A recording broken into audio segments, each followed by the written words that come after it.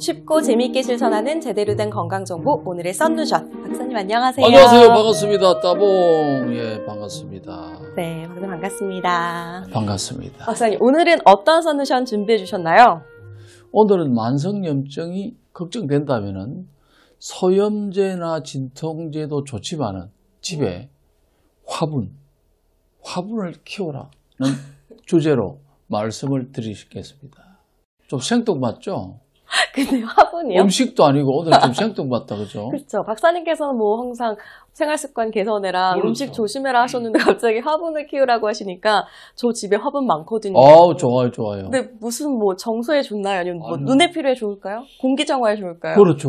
뭐 저도 보면은 우리 집에 아무래도 여자들이 많다 보니까 요즘 보면 봄부터 겨울까지 화분이 꽃이 떨어지지가 않아요. 뭐 어떤 식탁에도 있고 거실에도 있고 내지는 저기 베란다에. 그다음 한의원도 요즘은 계속 이 허브 화분이 많이 들어와요. 그래갖고 막 이제 내처도 좋아하고 우리 애들이 좋아하다 보니까 좋은데 실제로 여기에 대해서 사람들이 잘 모르고 유럽에는요 허브를 약초로 쓰고 있어요. 허브요? 예, 허브가 많잖아요. 오, 네. 그래서 오늘 말씀드리는 것은 바로 이제 에너지가 많고 약초로 쓰이고 있는 로즈마리 화분을 키우자는 주제로 말씀드리겠습니다. 네. 사실 화분 많이들 키우시는데 네. 그중에서 키우기 쉽다 하는 게 로즈마리라고 저는 들어서 알고는 있어요. 그런데 로즈마리가 또 건강에도 좋은가요, 박사님? 로즈마리 향이 너무 좋죠. 네, 너무 좋아요. 힐링이 되죠. 예, 그저께도 내가 로즈마리 있어갖고 향을 맡아보고 너무 좋아가지고 저는 있으면 꼭 이렇게 향을 맡고 음식으로도 많이 하는데 특히 보면 로즈마리는 고기 양념할 때 향신료로 많이 사용하거든요. 그 다음에 로즈마리를 차를 마시게 되면은 몸에 굉장히 향도 좋지만은 몸에도 좋아요. 저는 애플민트만 키워서 몰랐네요. 아, 그래, 로즈마리가. 술에 따먹으려고.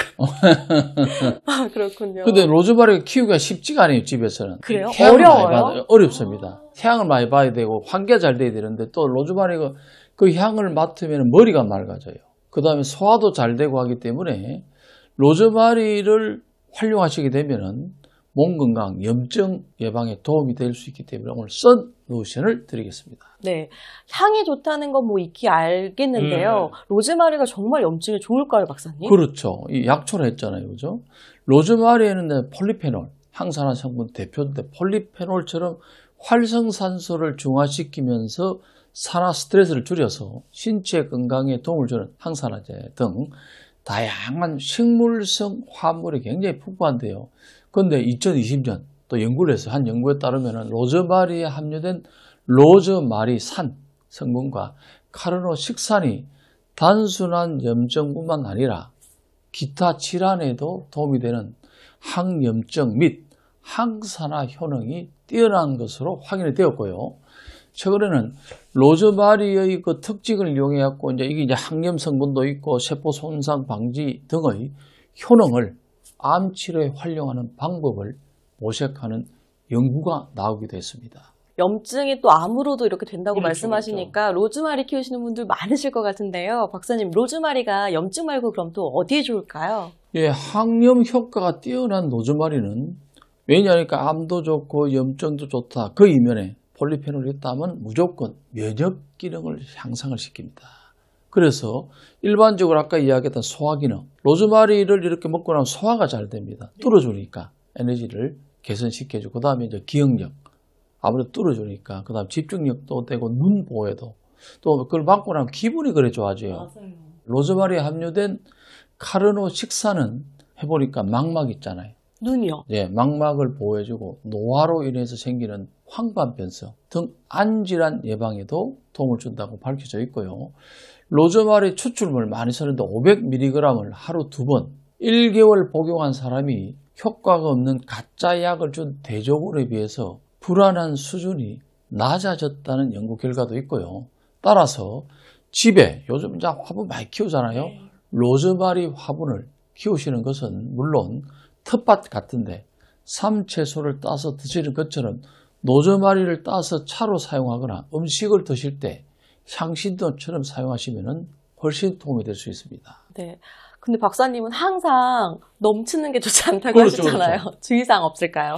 로즈마리도 약 성분이 갖고 있고 약초이기 때문에 다 맞는 건 아니에요. 특히 많은 양을 절대로 안 되고요. 항상 과한 거는 항상 부족한 것보다 못하기 때문에 아무리 좋아도 너무 오래 많이 먹지 말고 적당한 양 먹어야만이, 왜냐하면 모든 걸 과하게 되면은 인체 복통이나 설사, 구토를 일으킬 수가 있고, 적당한 자기의 몸에 맞게 먹는 게 좋고, 기본적으로 안전하게 먹는 방법은 차 있잖아요.